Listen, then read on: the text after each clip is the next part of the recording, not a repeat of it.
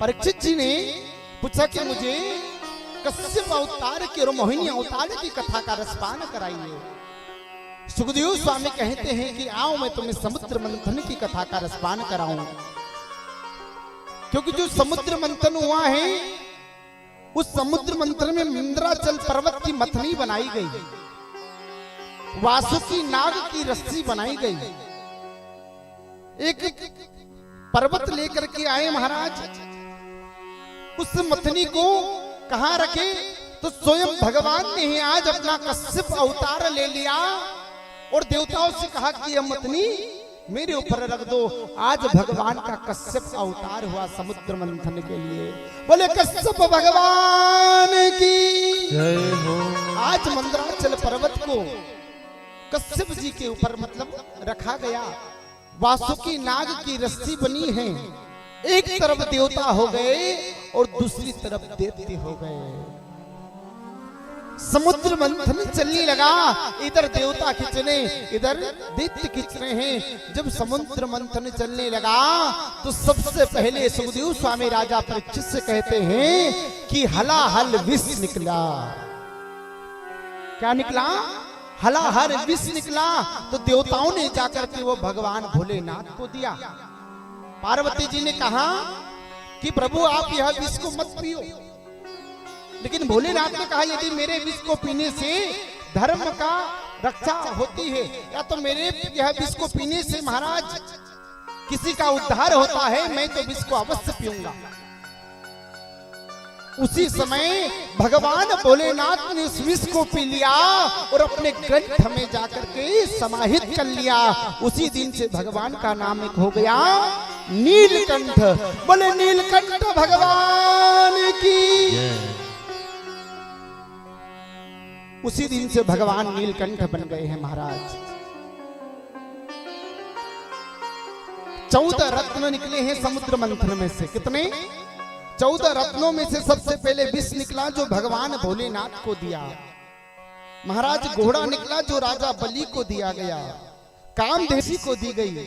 रंभा निकली जो दैत्यों को दी गई।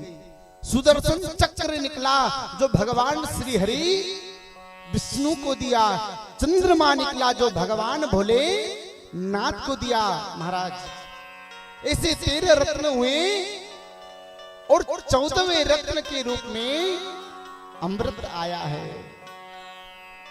जैसे अमृत महाराज निकला, दैत्यों ने और देवताओं ने रस्सी को छोड़ा, वासुकी नाग को छोड़ दिया और अमृत की ओर दौड़ने चले।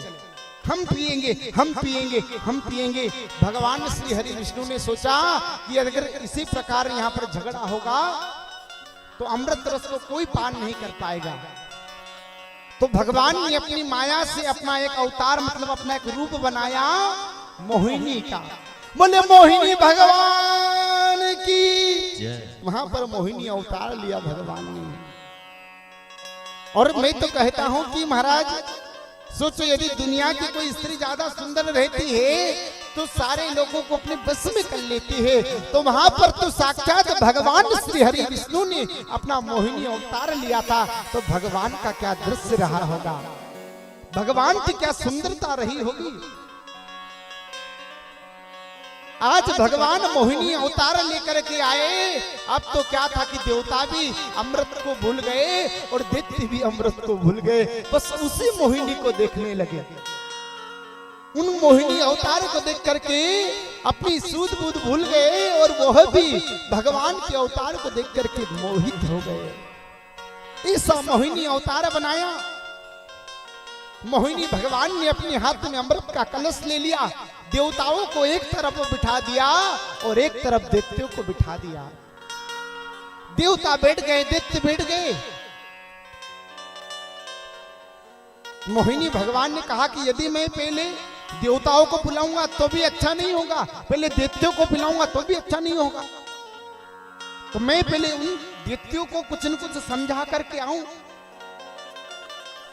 मोहिनी भगवान ने आज दैत्यों से जाकर के कहा कि देखो तुम्हें मैं अमृत रस बाद में मतलब मोहिनी अवतार था, मैं तुम्हें अमृत रस बाद में पिलाऊंगी, क्योंकि जो अमृत का रस है उसमें नीचे नीचे गाढ़ा गाढ़ा है और ऊपर ऊपर पानी पानी है, तो मैं एक काम करूं कि पहले पहले उन देवताओं को पानी पानी पिला दूं और बाद में तुम्हें गाढ़ा गाढ़ा अमृत रस तुम्हें पिला दूंगा। दैत्यों ने सोचा चलो इतनी देर और उनको देख लेंगे मोहिनी को, क्योंकि उनका अवतार ही ऐसा था। सुखदेव स्वामी राजा परीक्षित को कथा का श्रवण कराते हुए कहते हैं कि उन्हीं राक्षसों में से एक राक्षस जिसका नाम सुरभानु था, सुरभानु नामक राक्षस आज देवताओं की लाइन में आकर के बैठ गया। वो राक्षस सोच रहा था कि ये कोई साधारण नहीं हो सकता, मैं तो पहले ही अमृत रस का पान कर लूं, तो देवता का स्वरूप बना लिया और देवताओं की लाइन में आकर के बैठ गया।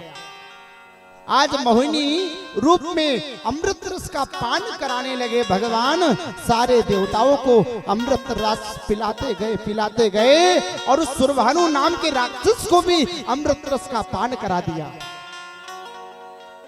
अमृत रस का पान तो करा दिया, लेकिन भगवान ने अपनी तीव्र दृष्टि से देखा कि ये देवता तो कोई नए लग रहे हैं, ये देवता को आज तक हमने कभी देखा ही नहीं, कौन है। जब भगवान श्री हरि ने अपना नेत्र बंद करके देखा तो क्या आया नेत्रों में कि वही सुरभानु नाम का राक्षस जिसने अमृत रस का पान कर लिया है।